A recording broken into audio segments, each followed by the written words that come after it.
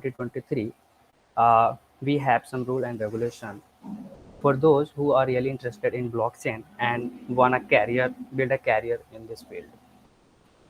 So let's I discuss quickly. So uh, those students who are really interested in this boot camp and further they want to build their career. So for them, there will be weekly assignment. So we will give him assignment based on workshop, what we covered the previous workshops, and the mode of submission is Google Classroom or GitHub. We will update later, and there will be monthly competition based on workshop. So this competition show their interest, how much they have interest, and what they did learn. And after the boot camp, there will be 3 months on summer blockchain boot camp. So after the boot camp, the student will get a certificate of completion, and based on their performance in this boot camp and knowledge, they will be get the chance to internship in blockchain field. So this is the roadmap of boot camp. So there will be, I already said there will be 3 month boot camp. So in the first month, we will cover blockchain, Bitcoin. We'll go technical details in the Bitcoin. What is the working principle? What is the consensus mechanism? What problem has been solved by Bitcoin? And there will be assignment and competition. In month 2, we will go ahead and learn about Ethereum. uh, Also, we can compare what is the difference between Bitcoin and Ethereum in technical part. We will also learn about a smart contract. There will be expert for a smart contract as well, and a smart contract auditing for Ethereum also. There will be again assignment in the based on Ethereum and a smart contract, and there will be competition. In the last month, if we have enough knowledge about Bitcoin and Ethereum blockchain, so then we will learn about layer 2 blockchain like Polygon or Solana, and there will be final project based on what we covered till 3 months, and the final competition. Okay, so let's start. So we have an expert, Pratik S. Patel. So welcome, Bhaiya. Hi guys. Hope you're doing well. This is a really good initiative. Like I started this society around a year back, and it's good to see like so much people participating and like are willing to learn blockchain. So it's good to see that.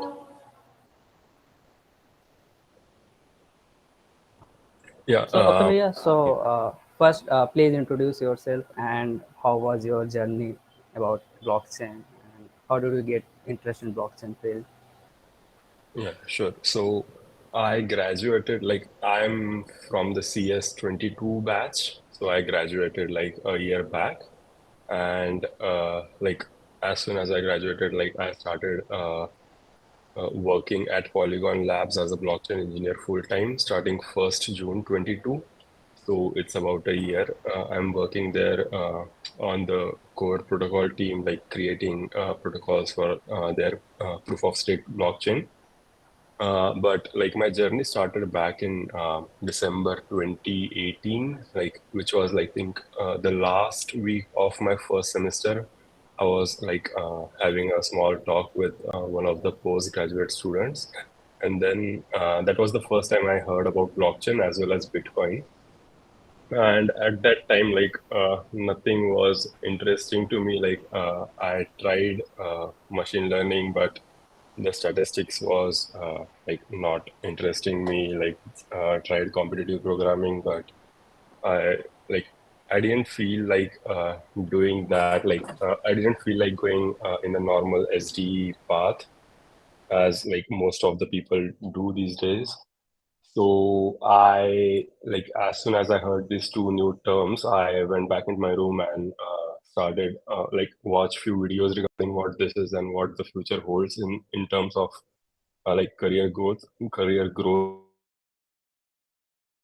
blockchain. And so basically that was the last week of the semester. So the December holiday I spent learning more on this. Got back to campus, was in touch with Dr. Suryaditi Paul, who is also working in this field, as well as the like the director of that time, Professor Rajat Muna, he was also like involved in blockchain back then. So with the help of the director and Professor Surajit Paul, I like I kept on learning this field blockchain. I also like went into private blockchain. Like I'm not sure if you're aware about public private blockchain, but let's just assume that there are various types of blockchains. So got an internship at Tamil Nadu e-governance agency by the help of Professor Rajat Muna, the director of that time. But then like COVID struck, and then like we were working from like we were learning from home. So I took like benefit of that and did like two more internships after Tamil Nadu e-governance agency. I worked at Tech Mahindra as a blockchain intern, and then like since December 2020 till my last semester, I was working as a research assistant under a professor at Carnegie Mellon University on a blockchain on a research project which is based on blockchain. And like in my final semester only, I opted for off-campus placement and got placed at Polygon Labs as a blockchain engineer. So yeah, that is my journey in short. Okay, you said the various type of blockchains. So many of them never heard about blockchain. And so first of all, what is exactly blockchain and how it is different from existing technology? But you already say you not interested in some technology like machine learning, all those things. Yeah, so like we cannot compare like these two technologies as like they are completely like almost different. So they are not competing with each other, but rather than uh, going on in parallel, like they are just supporting each other's growth, I would say. But yeah, like if you are not aware about what blockchain is, let's just say that it is a database which is distributed or decentralized, as well as it is secure, which we can call it that it is immutable. So database blockchain in a single line is a distributed peer-to-peer network which is immutable, which can be used as ledger keeping or various different applications depending from one blockchain to another. Yeah, so that is what blockchain is. But like I'm sure, like by the end of this bootcamp, you'll have a lot of understanding of these terms that are just used. Okay, the first question for anyone like who don't know about blockchain. So before the blockchain, we already have some technology and we were happy with them. So why did we need blockchain and what problem have been solved by blockchain technology? Yeah, I would not say like we were happy with it, because like even today we are not happy with what we have, and I'm sure like we will never be happy with whatever we have. So yeah, like to answer your question, before let's just take an example about like I'm sure most of you are aware about cryptocurrencies, right? Or let me know if you Yes, are yes. not aware. I can go through it quickly. But let's say like cryptocurrencies is an electronic cash which works like which is equivalent of our normal cash that we have, which we use like in the normal banking world. So let's take a simple example where I would explain how blockchain, or let's take an example, Bitcoin is better than our normal banking system. Let's say a person A is in India and a person B is in the US. Now A wants to send some of his INR to the person B, like he wants to transfer some of his rupees to, yeah, let's say you want to send some of his rupees to like transfer some money to person B who is in the US. Now this process is very long, like it takes at least 3 to 4 days to like deduct money from A's bank account and to credit them in B's bank account, which involves like a lot of intermediaries as well as lot of fees which are like consumed by the intermediate banks, right? But like if we use, for example, like but if we use Bitcoin here, where a person A will send few like the equivalent of that money in form of Bitcoin to person B's address, like right, like we have account addresses in banking world, we have Bitcoin addresses and all in the blockchain world. So let's say a person sends equivalent of that much money in form of Bitcoin from his address to the B's address, then this is a very quick process. Like we don't have to wait for 3 4 days for this transaction to happen, as well as there are zero intermediaries which can like affect your transaction on and all such things. And we don't have to pay a lot of amount for this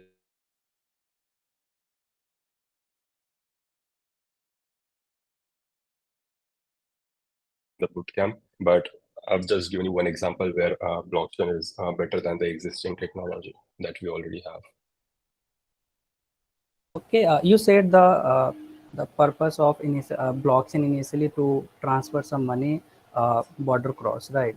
So Yes. nowadays many countries are starting adopting UPI. So if UPI comes all countries, so now uh, it take less time than blockchain to transfer any money from one country to another country. Yeah, but there is also a digital currency coming on, which is based on blockchain. So I'm sure these two, like, we don't have UPI right now. We are not sure about its functioning, but we also have the government of India is bringing on e-rupees, which is based on blockchain. So, like, we have to wait and see how it pans out because I'm sure they are in a way going to uh, relate these two things. But I think UPI is only like I'm not fully sure about who can use UPI. If UPI can transfer money from like let's say NRI like a foreign citizen, foreign US citizens bank account to Indian citizens bank account, then that is nice. We have other use cases for blockchain as well. Okay, so like nowadays is blockchain technology only related with finance or is there any other related field? No, no, no. Like finance, like Bitcoin or blockchain, like got introduced first in 2009 or 2010 in the form of Bitcoin, basically, and that was the first use case of Bitcoin known to like which is most popular right now. So that was regarding finance and decentralized finance, basically. But these days, there are a lot of applications coming on where you have domains and all on your name, which are registered on Bitcoin. You play betting games on Bitcoin. You distribute tickets on Bitcoin. You have a lot of collectibles in the form of Bitcoin. Sorry, you have a lot of collectibles in the form of like on blockchain, basically. So there are a lot of use cases. I think UP government is trying to register an FIR on blockchain, as well as I think Andhra Pradesh or some South government is trying to uh, keep this land record on top of blockchain. So yeah, that are the some of the use cases that we have in India only. Yeah, I also heard about like FIR in UP, like introducing by Polygon. Yes, yes. So they are using the Polygon's blockchain to store or basically record these FIRs on blockchains. Okay. Uh, Before going ahead, if anyone have any question, they can drop their doubt in chat box or open your mic and ask anytime. Uh, okay, so the next Also, like question just from for my yeah. reference, how many of you have like never heard about Bitcoin or blockchain or have don't understand what these terms are? Please feel free to please use the raise hand option to. I just want to get an idea so that I can keep my talk like I can answer the questions accordingly. Feel free to raise hands there so that I can get an idea.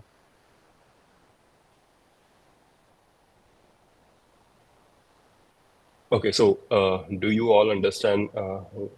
Okay, nice.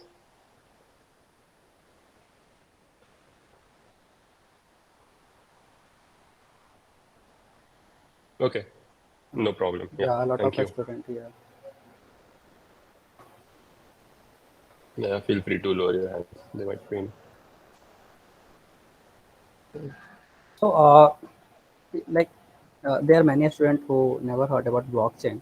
So, if you have any like visual, so you can explain well what exactly the working of blockchain overview, not deep dive into technical details. Okay, do you want me to share the presentation that I shared like a year back? Yeah, yeah, it's fine for Okay. now also. Okay. Let me share my screen. Just a second.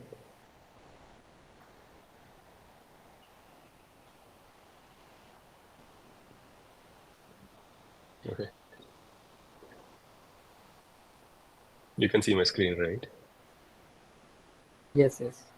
Okay. So this was the first presentation, like first talk basically that I gave after the formation of this society. So I'll just go through it quickly. Yeah.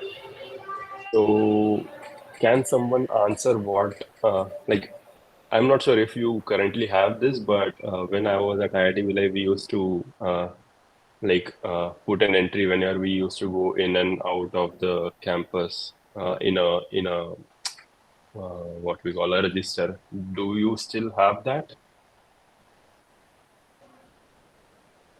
Yes, yeah. Okay, okay.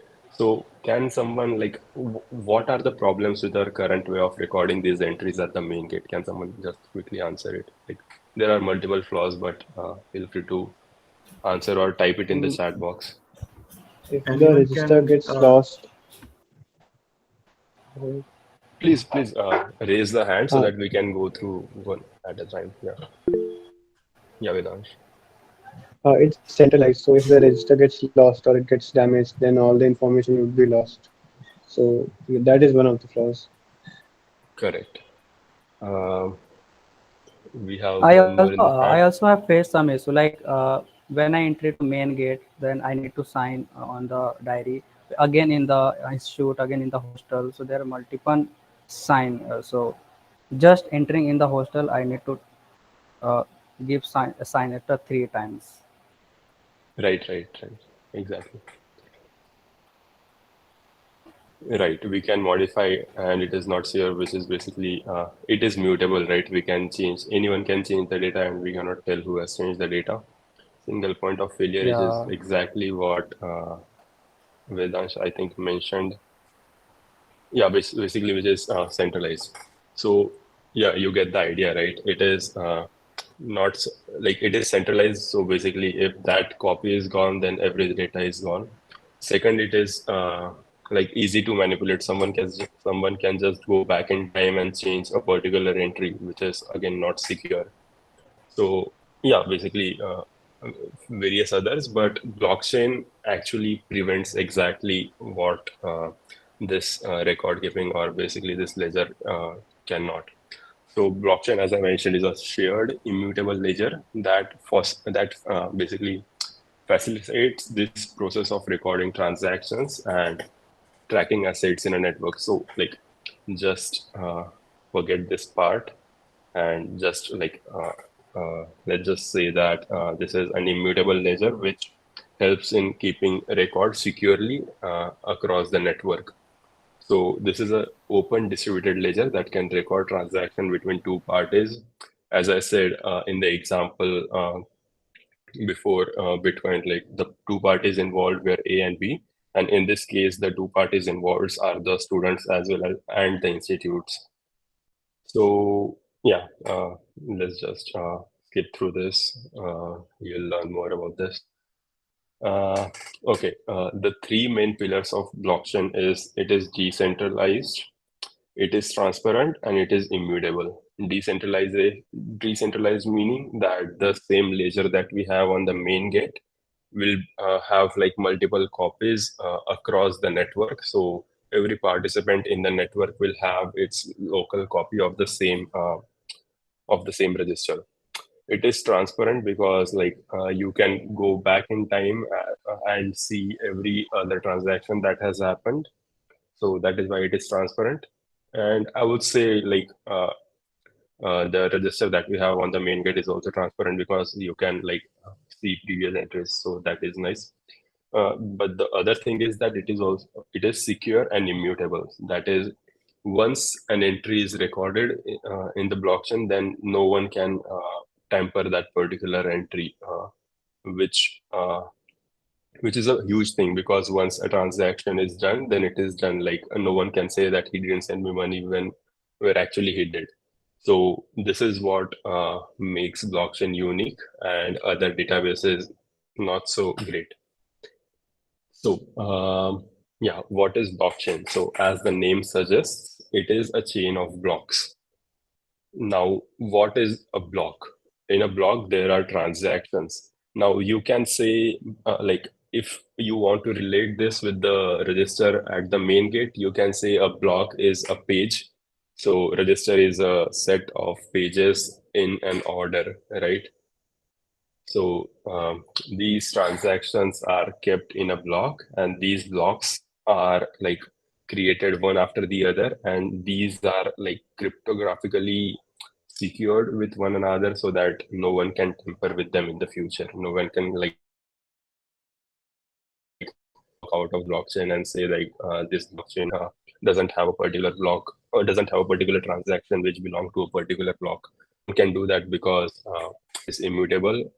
He can remove a particular block from his blockchain, like from his copy of the blockchain, but to do that from every other participant from the network is not possible. So it is a peer network. Each peer in the network has like is known as a node and has his copy of the ledger, as I mentioned earlier. Now this yeah, so there can be problems such that a particular node's ledger does not match other node's ledger, but we don't have to go into the detail for now. But yeah, these copies of this ledger are known as public ledger, basically. Next, we have, yeah, public ledger is basically just a record of historical information available, which will be not in the current block, but might be in the previous blocks. So yeah, in our case, this transactions will be just an record of a person going in and out. But like just to note that here, if we go out, this will be a transaction, and if that same person comes in and enters like his in time, that will be a new transaction which will refer to the transaction that has already occurred. So yeah, you can like if I put a out entry in the ledger, it will be a transaction. But if I come back in, I cannot modify that particular transaction because it is immutable. But what will I do is that I will create a new transaction that will refer to that particular older transaction of me going out of the campus. And then like we can say that like this pair mentions that this pair has been present in the data in the blockchain basically, so that which makes a transaction complete. So you can say that, or depending on implementation to implementation, it can vary. Yeah, yeah. So as I said, like A and B transferred some money across the border from India to US, right? So this is just a more technical understanding of how that transaction will happen. So these are the four steps. Like A is Alice and B is Bob. A wants to send A wants to send 5 Bitcoins to B. Now, what A will do is it will create a transaction. Now, this transaction's copy, it will send this to all the participants in the network. What everyone will do, they will verify this transaction is valid, and then they will add this particular transaction to their own copy of the blockchain that they have, like the own copy of the ledger that they have. And verifications, by verification, I mean that Alice is the person sending this transaction, and Alice at least have 5 Bitcoin in his wallet to give to someone else, right? So these are the verifications that happens, and once it is verified, everyone will append this transaction to their own copy, and now we have this transaction in across all copies of the network. Then everyone will update Alice's address as well as update Bob's address. So this is how the transaction happens. If there are any questions till now, then feel free to ask.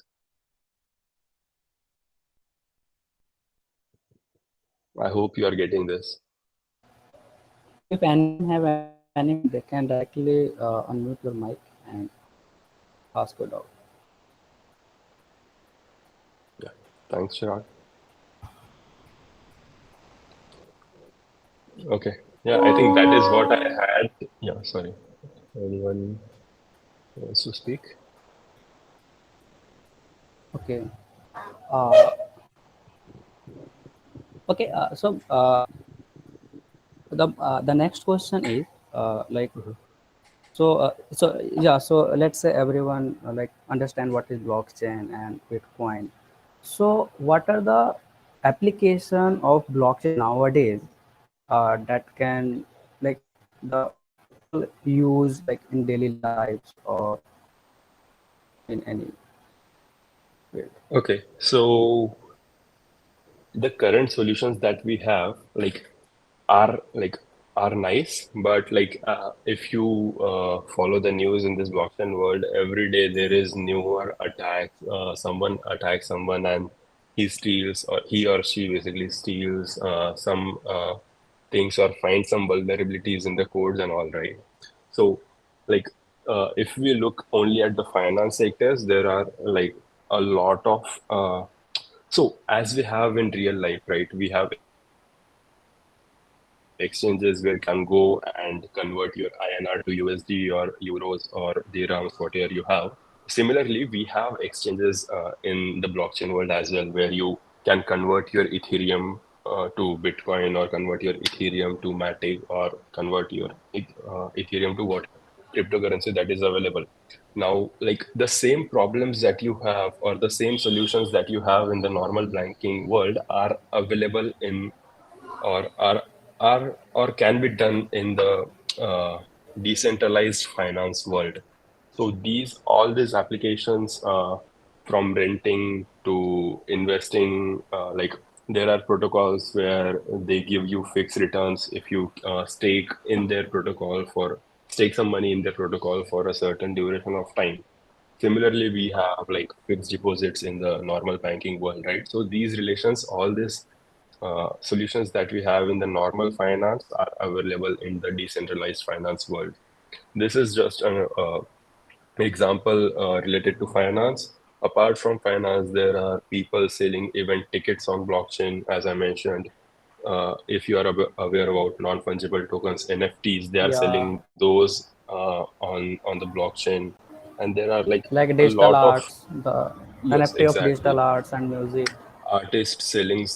artists selling their digital arts on top of blockchain so that no one can steal them, and like you can show the world that you are the only person owning this particular art, which is not really possible unless it is a physical art in the real world. And there are like enormous other solutions as well. People sell domain names on top of blockchain, and like a lot of other things, as I mentioned about land record management as well as FIR record and all those things. Okay. So the blockchain is not limited to like only with Bitcoin and Ethereum and Polygon. No, no, no. So now, what are the some latest innovation in this field? Okay, so like every solution has a limitations. There is uh, like no such solution which is like perfect, right? So if you look at Bitcoin has a limitation that it can only process few transactions per second. Like the transaction speed in Bitcoin is limited, but it is highly secure and uh, yeah. So basically, it is highly secure and highly decentralized. but the thing is that its scalability is very low. Now, if you look at Ethereum, Ethereum can process a lot of transactions at a time, as well as it is highly decentralized, but the transactions are costly. Like you have to pay transaction fee so that other people, like so that the network can process your transaction. So the transaction fee on Ethereum is very high. So nowadays, what is happening is that to onboard more and more people into blockchain, a lot of projects are trying to leverage the security of Ethereum, and they create their own chain, which is more scalable and more cheaper.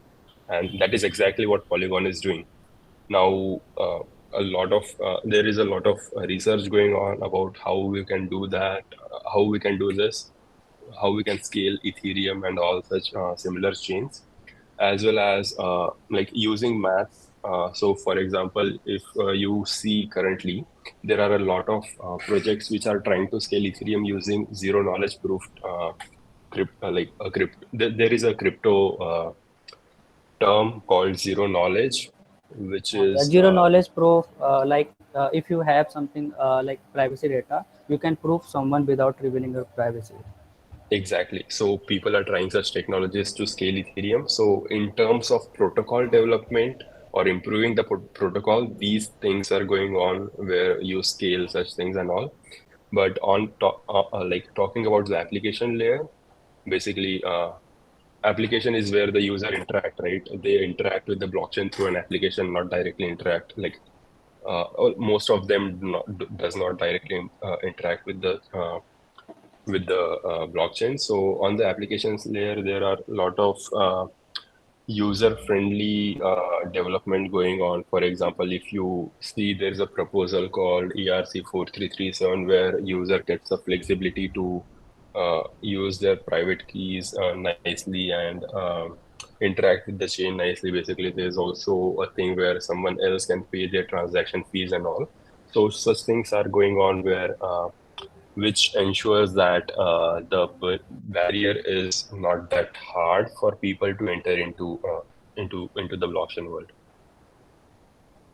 Yeah. After announcing the AIP 4337, I think it is the like biggest like kind of innovation. So we break the most barrier. So anyone can use like direct Ethereum blockchain directly with just in a one click. There is no need Exactly. to much like they know if someone don't know about like what is the cryptography and what is the SHA and how the private key and public key generate, even the person can interact with blockchain. Yes.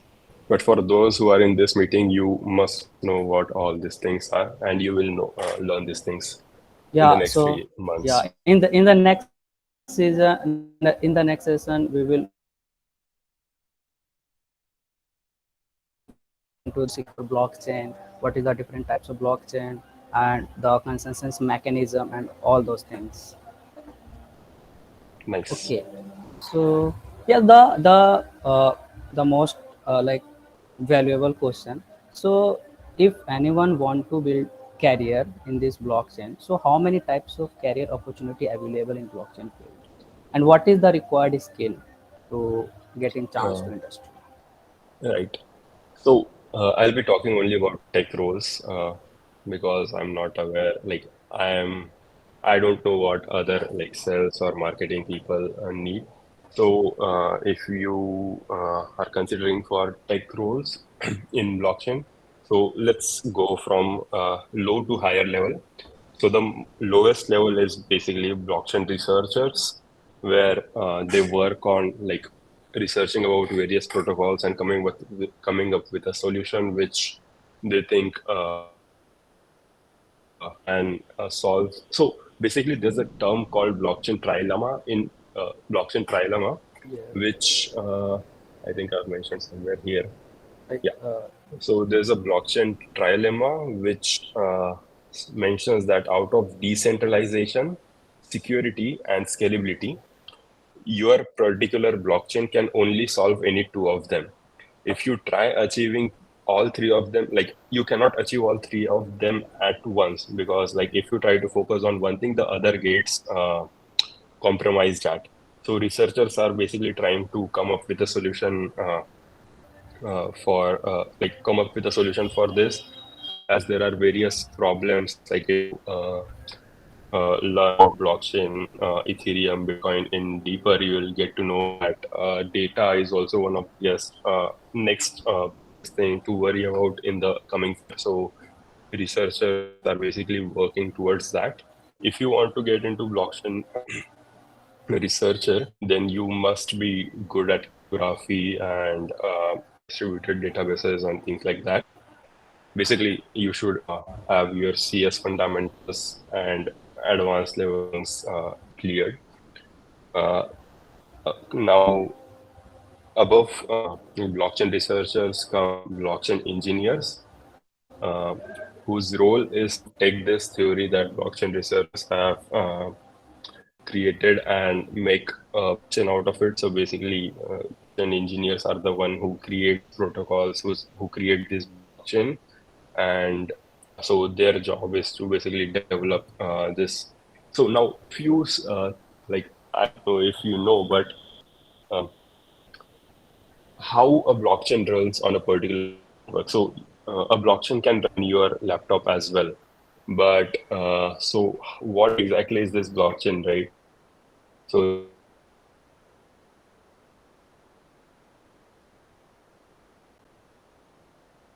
this blockchain basically so this blockchain basically start creating blocks.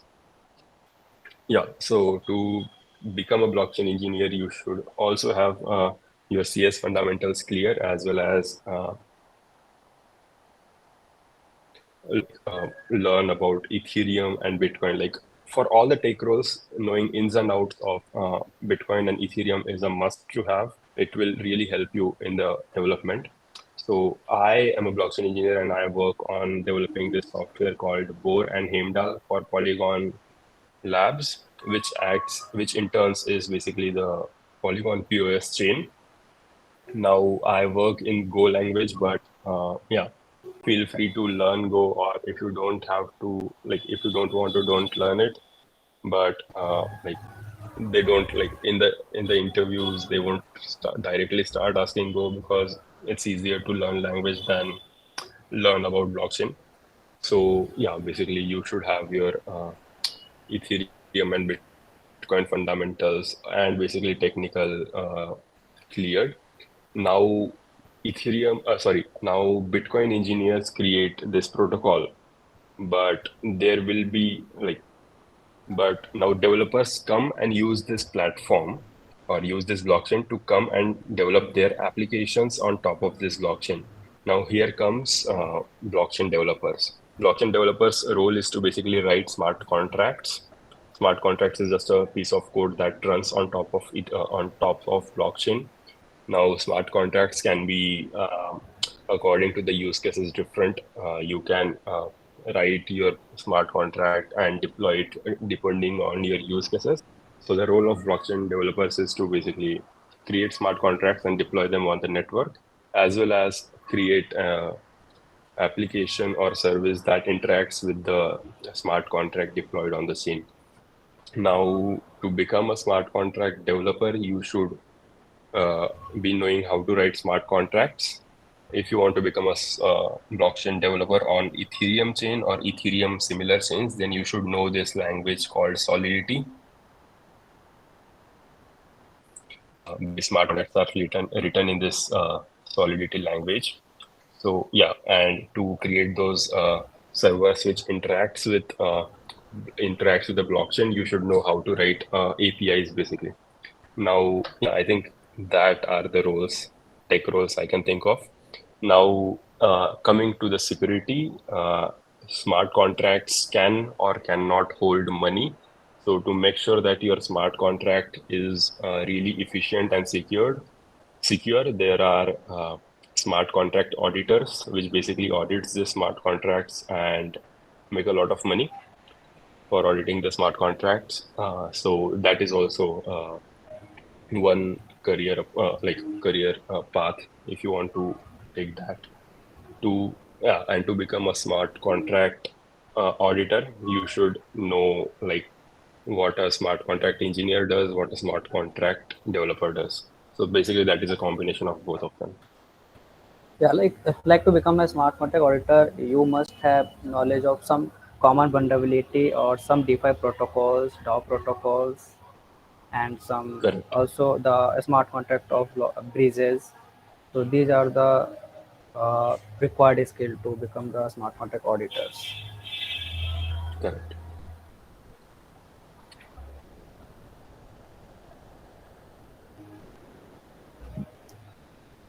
Okay, we got Uh, any question? One question. Can we integrate AI with blockchain? yeah, so you can ask ChatGPT to write a smart contract, which you can use to deploy on any blockchain. But yeah, not sure. Like, I fully understand your question because blockchain works from transaction to transaction, and AI, if someone is more like, I don't think someone has already done that, but integrating AI with blockchain seems like a application layer solution to me.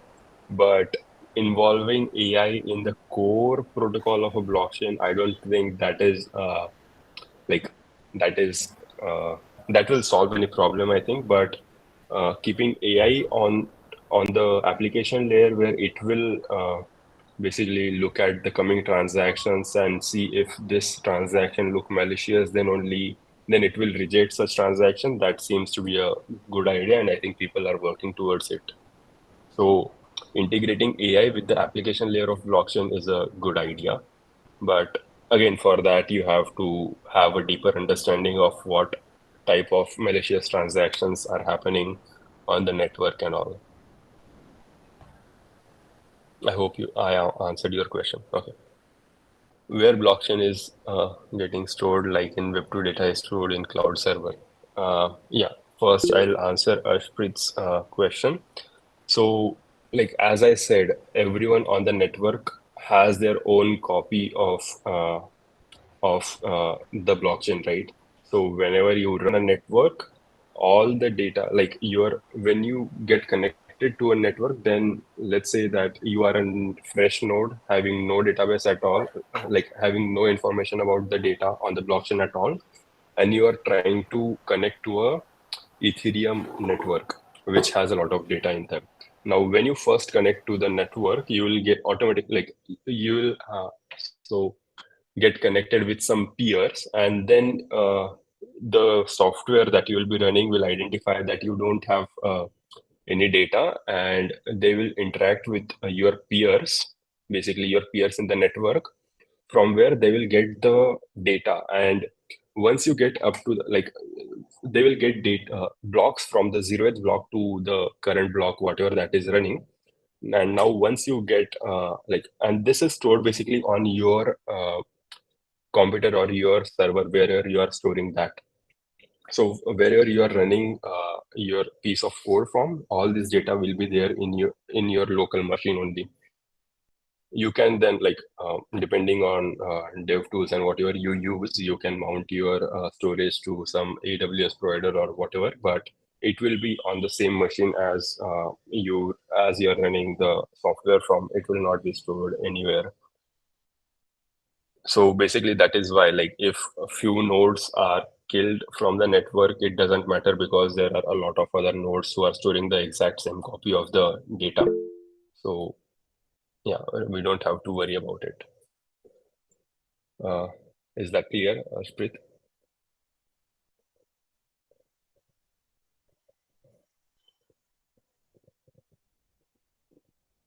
Okay, awesome. We have a queue. Yeah, can you see the queue? Okay, Gensec. Yeah, Gensec, please go ahead. Yeah, hi, good afternoon, Bhaiya. So I basically wanted, as you were mentioning, each and every person has a complete, each and every node has the complete copy of the entire ledger, right? Exactly. So what about the storage? Like till now, let's say the Ethereum blockchain, what kind of storage needs are required? Because It's a lot. So yeah, first, like I made things a bit simpler, like a bit simple to like explain that to you. But there are different types of nodes. In, let's say, Ethereum, there are full nodes which have every single transaction from 0th block to current stage. Then there are minor nodes, then there are archive nodes, and there are light clients as well. Now, depending on the node type, their storage will vary from like if you are just trying to be a participant of the network, you don't have to have data from the beginning, right? So like that storage depends from node type to node type. You can you can see different type of nodes in Ethereum, and there will be a lot of them, like few of them. But if you look at the full node, which has like data from starting, it is in terabytes and growing like every day. So the network requirements are pretty so the memory requirements are pretty high if you want to be a full node. But if you want to run a light client, then you can do that from your local machine as well. understood there. So for a participant node, it's in the scale of like GBs, I assume. Yeah, like I can, sorry, I can run Ethereum node on my machine as well, but they won't be executing transactions. They will just Understood. be querying them. Yeah. Okay, thank you. Okay, the next question I got, someone asked, how is learning language like Solidity or Rust different from learning C or C++ or Python? You want to answer that, Anand? Yeah, so Solidity is not completely different. It's like combination of C++ and JavaScript. Instead of object ops, there is called contracts. So each contract has their own logic, their own storage, and like the complex part in Solidity. So you have a good knowledge of how can you write secure logic, because if there is any uh, logic bugs, so anyone can steal your all money from your contract.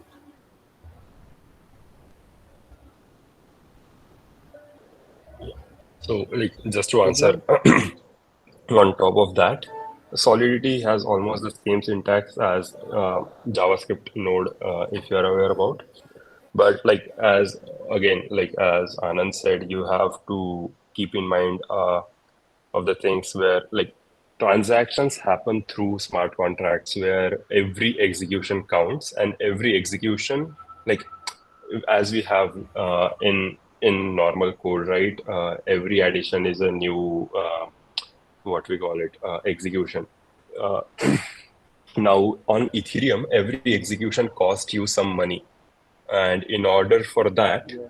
you have to make sure that your smart contract is optimized, and to execute a particular function, you have to execute a minimum number of steps so that it don't cost you a lot of money. So you have to think in that direction as well as security as well, because smart contracts deal with money. Like not every smart contract, but some of the smart contracts store money and it also transfers money. So you have to make sure that your smart contract is secure as well. Like no one can use the withdraw function and take all the money stored in the smart contract, right? So all these things you have to take care of while writing smart contracts. Or if you want to go more advanced in Solidity, so like everyone said the smart contract is immutable. Yes, this is immutable, but the logic will be dynamic, so you can use proxy smart contract to upgrade your logic. So the code will be immutable, but logic will be dynamic. You can implement like this also. Once it is gone, it is gone. Yes.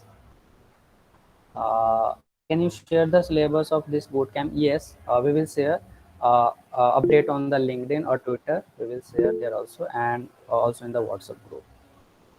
So like irrespective of the path that you want to follow, there are two books I would recommend everyone to go through: Mastering Ethereum and Mastering Bitcoin.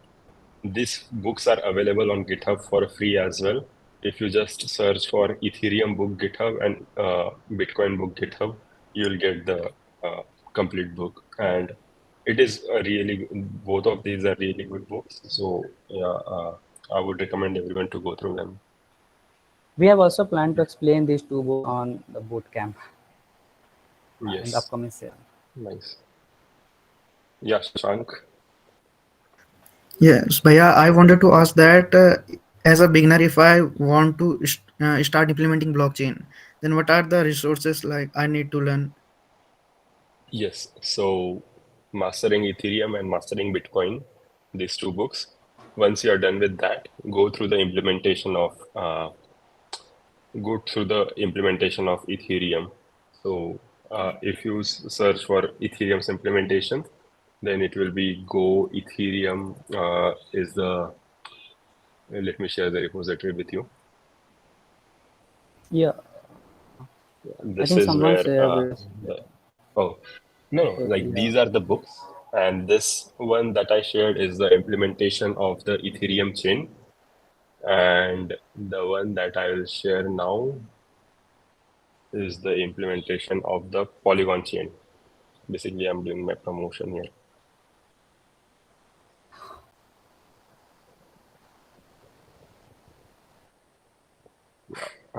Any other questions?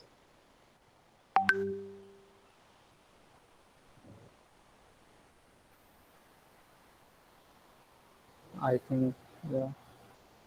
Yes, sir. We use hard Do hat we use? for smart contract development.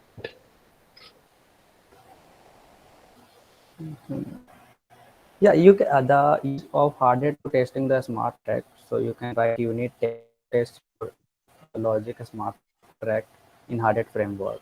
But here we use hardware because the motive of the block bootcamp to like fundamental and like principle of blockchain.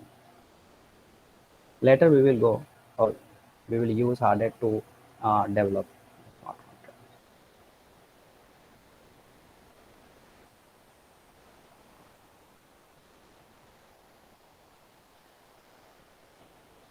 Yeah, irrespective of what the bootcamp covers or what any tutorial on the internet covers, you should like uh, keep learning. Like, don't depend on anyone else to teach you. Just go through these books, and you will find a lot of solutions or a lot of resources on the way, and start coding or learning or doing things whatever you want. But yeah, After this session, we will also source with you all guys.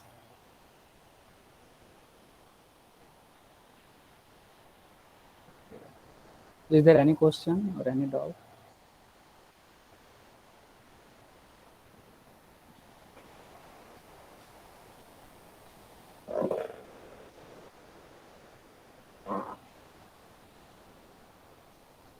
okay then.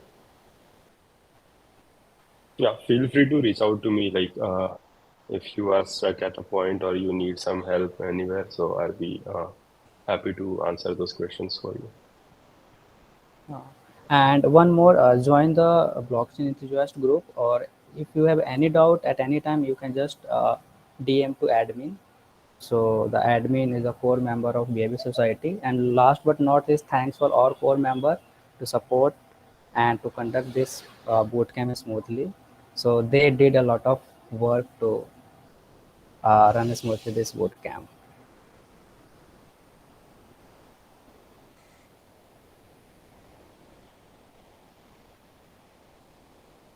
Sure. If you don't have any questions, then let's conclude it here, or you want to share something else, Anand? One more request. Can you like open your webcam so we can see your face? Arey, you have my photos, no? But we want to see you live. Yeah, this is my face. Yeah, hear me.